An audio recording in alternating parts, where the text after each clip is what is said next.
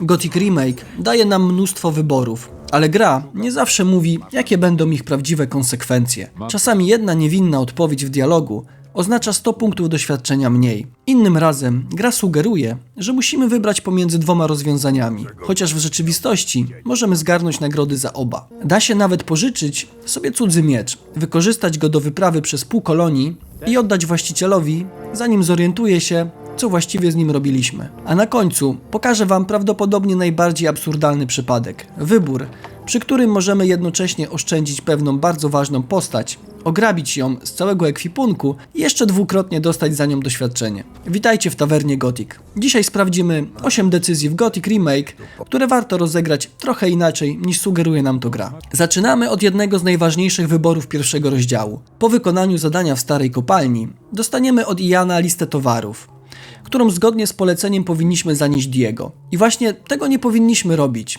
przynajmniej jeszcze nie teraz. Jeżeli najpierw pokażemy listę Laresowi w nowym obozie, będzie mógł wykorzystać ją do własnych celów. Dopiero później możemy wrócić z nią do Diego i dokończyć próbę wiary. Dzięki właściwej kolejności wyciągniemy z tego znacznie więcej doświadczenia i jednocześnie nie zamykamy sobie drogi związanej z nowym obozem. Jeśli natomiast odruchowo pobiegniemy prosto do Diego i od razu oddamy mu listę, część tych możliwości po prostu przepada. To będzie zresztą powtarzający się motyw tego filmu. W Gothic Remake bardzo często bardziej opłaca się najpierw zapytać, komu jeszcze mogę to pokazać, a dopiero później wykonywać dokładnie to, czego zażądał od nas pierwszy NPC. Podobnie wygląda sprawa z Mordragiem.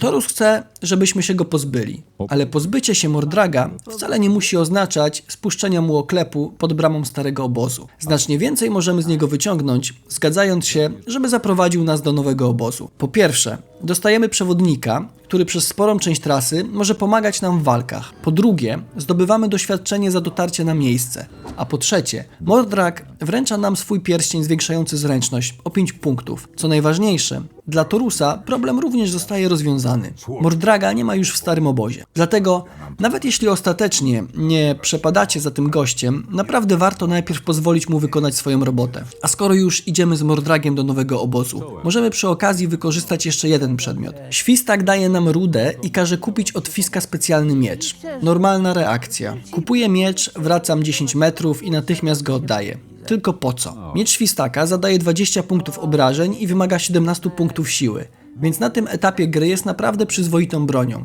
a Świstak daje nam trochę czasu na wykonanie zadania. Możemy więc kupić jego miecz, założyć go i właśnie z nim ruszyć razem z Mordragiem do nowego obozu. Po dotarciu na miejsce płyniemy natomiast do niewielkiej jaskini znajdującej się w okolicy zbieraczy ryżu. Znajdziemy tam język topielca. Ten miecz zadaje 21 punktów obrażeń, a do tego wymaga zaledwie 15 punktów siły, czyli jest nawet odrobinę lepsze od miecza Świstaka. Od tego momentu jego broń przestaje być nam potrzebna. Wracamy więc do starego obozu, oddajemy miecz właścicielowi przed upływem limitu i normalnie otrzymujemy doświadczenie oraz jego poparcie. Świstak dostaje swój miecz, my przez całą wyprawę korzystaliśmy z jego broni, a na końcu zostajemy jeszcze z lepszym ostrzem.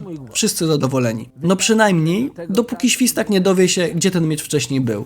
Kolejny wybór pojawia się podczas zadania Bala Kagana. Po wykonaniu jego polecenia możemy m.in. wybrać rudę, zwoje albo poprosić go o pomoc przy dołączeniu do bractwa. Wśród dostępnych zwojów znajduje się bardzo przydatny urok. I na pierwszy rzut oka jest to świetna nagroda. Problem w tym, że zwój uroku możemy zdobyć zupełnie za darmo. Znajduje się on w obozie bractwa, na górze wieży w okolicy Balanet Beka. Skoro i tak będziemy odwiedzać bagna, szkoda zużywać na niego nagrodę od Kagana. Jeżeli chcemy wyciągnąć z pierwszego rozdziału możliwie dużo zawartości i doświadczenia, znacznie ciekawsze jest wykorzystanie pomocy Kagana przy próbach związanych z przyjęciem do bractwa. A urok podnosimy sobie osobno i za chwilę bardzo się nam przyda. Wracamy do pierścienia Mordraga. Możemy wykorzystać go podczas dostania się do Laresa, ale nie jest to jedyna możliwość. Jeżeli wcześniej zabraliśmy z bagien zwój uroku, możemy rozwiązać problem z Rosco właśnie przy pomocy magii. Lares zwraca nawet uwagę na sposób, w jaki poradziliśmy sobie z jego człowiekiem. Dzięki temu nie musimy opierać całego wejścia do szefa szkodników na pierścieniu Mordraga. Pierścień nadal możemy nosić, korzystając z dodatkowych 5 punktów zręczności, a kiedy przestanie być nam potrzebny, wykorzystać go później przy rozmowie z Laresem. I nie trzeba się szczególnie martwić utratą samego bonusu. Pierścienie zwiększające zręczność o 5 punktów znajdziemy również w innych miejscach,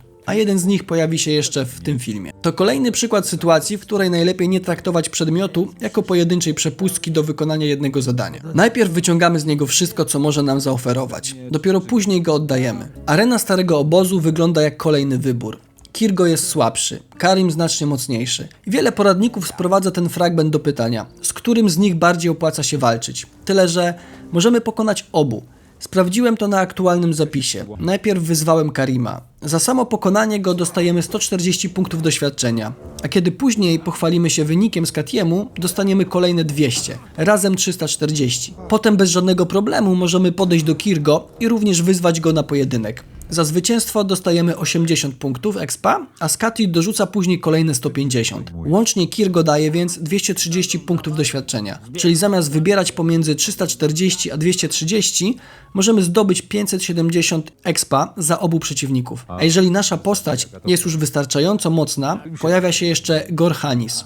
Po pokonaniu dwóch poprzednich wojowników możemy wyzwać również jego. Skati tego nie wymaga. Gorhanis jest dużo mocniejszy, ale jego pokonanie daje kolejne 140 punktów expa. Pełne wyczyszczenie areny oznacza więc w sumie 710 punktów doświadczenia. Jeżeli więc ktoś każe wam wybierać między Kirgo i Karimem, odpowiedź brzmi tak.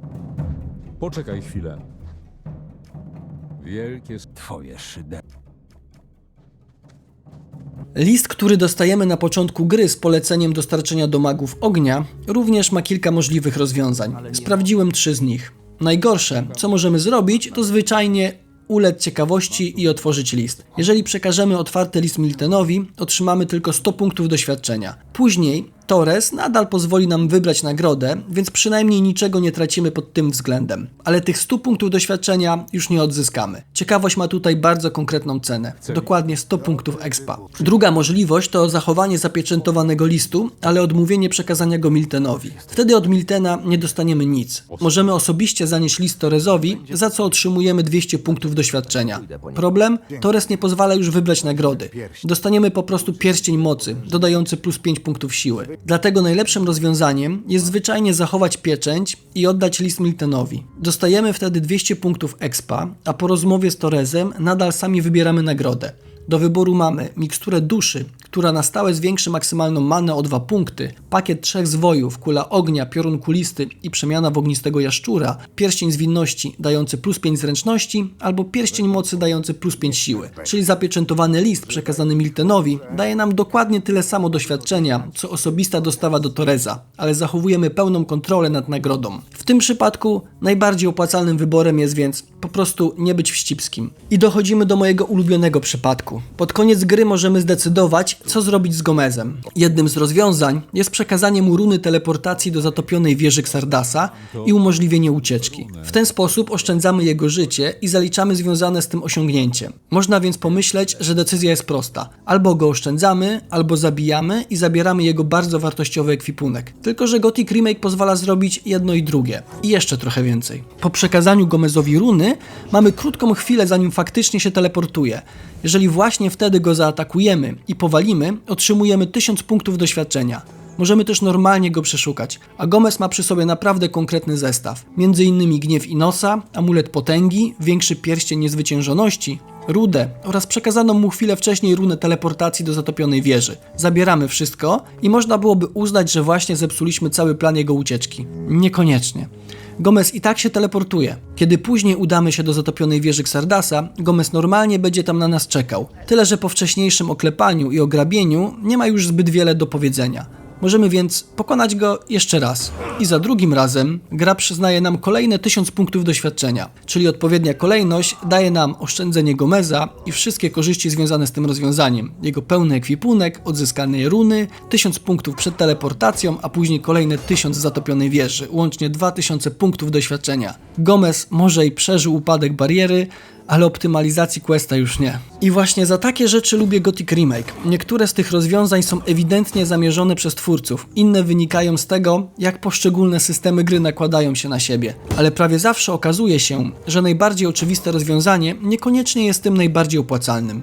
czasami warto poczekać z oddaniem przedmiotu. Czasami zamiast wybierać jedną nagrodę, można znaleźć sposób na zdobycie dwóch. A czasami odpowiedzią na pytanie oszczędzić czy zabić okazuje się po prostu najpierw jedno, potem drugie. Jeżeli znacie inne wybory w Gothic Remake, przy których odpowiednia kolejność pozwala zdobyć więcej doświadczenia, przedmiotów albo zobaczyć dodatkowe dialogi, dajcie znać w komentarzach. Najciekawsze z nich sprawdzę i być może powstanie z tego druga część. A jeśli materiał Wam się przydał, zostawcie łapkę w górę i subskrypcję. Dzięki za oglądanie. Strasznie głodne. Da ci listę zaopatrzenia.